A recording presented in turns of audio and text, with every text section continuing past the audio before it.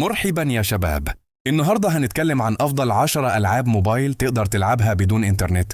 هقول لك اسم اللعبة، وصفها، حجمها، المشتريات، وكمان تقييمها بالنجوم من المتجر. وبعد كل لعبة هقول لك هذه صور من اللعبة عشان تشوفوا جمالها. اللعبة الأولى ماينكرافت بوكيت إديشن. اللعبة دي عالم مفتوح تقدر تبني فيه كل اللي نفسك فيه.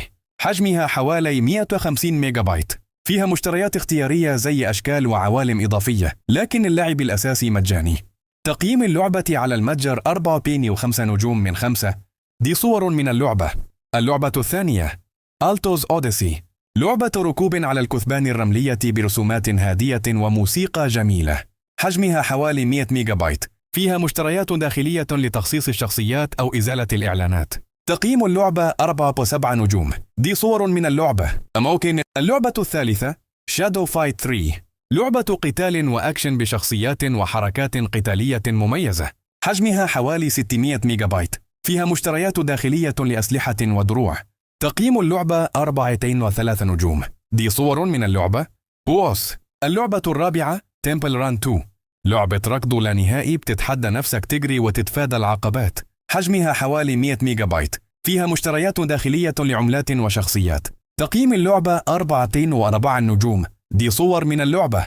أوبا. اللعبة الخامسة أسفالت 8 إيربورن. لعبة سباق سيارات بجرافيك عالي. حجمها حوالي 2 جيجا بايت.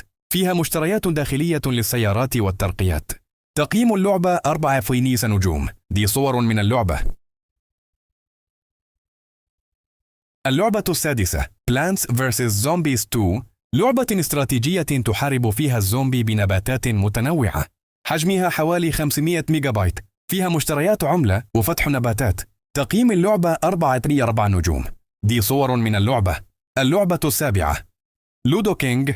اللعبة الكلاسيكية المعروفة تقدر تلعبها ضد الكمبيوتر بدون نت. حجمها حوالي 70 ميجا بايت. فيها مشتريات لإزالة الإعلانات وعملة. تقييم اللعبة 4.2 نجوم. دي صور من اللعبة. ACS. اللعبة الثامنة كروسي رود. لعبة أكشن كرتونية. هدفك تساعد الشخصية تعدي الطرق وتتجنب العقبات. حجمها حوالي 150 ميجا بايت. فيها مشتريات لفتح شخصيات جديدة. تقييم اللعبة 4 نجوم. دي صور من اللعبة. اللعبة التاسعة Dead Trigger 2. لعبة تصويب وقتال ضد الزومبي مع مهام كثيرة وقصة مشوقة. حجمها حوالي 1.5 جيجا بايت. فيها مشتريات لأسلحة وترقيات. تقييم اللعبة 4.3 نجوم. دي صور من اللعبة. بوس. اللعبة العاشرة Angry Birds 2. لعبة ألغاز مسلية. بتطلق الطيور على هياكل الأعداء لتدميرها. حجمها حوالي 150 ميجا بايت. فيها مشتريات لشراء طيور خاصة وتعزيزات. تقييم اللعبة 4.4 نجوم. دي صور من اللعبة. أوبا.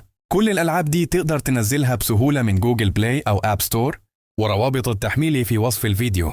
لو عايز شرح أكتر أو نصائح لكل لعبة اكتب لي في التعليقات. شكرا ليك. ما تنساش تشترك في القناة وتفعل الجرس عشان يوصلك كل جديد.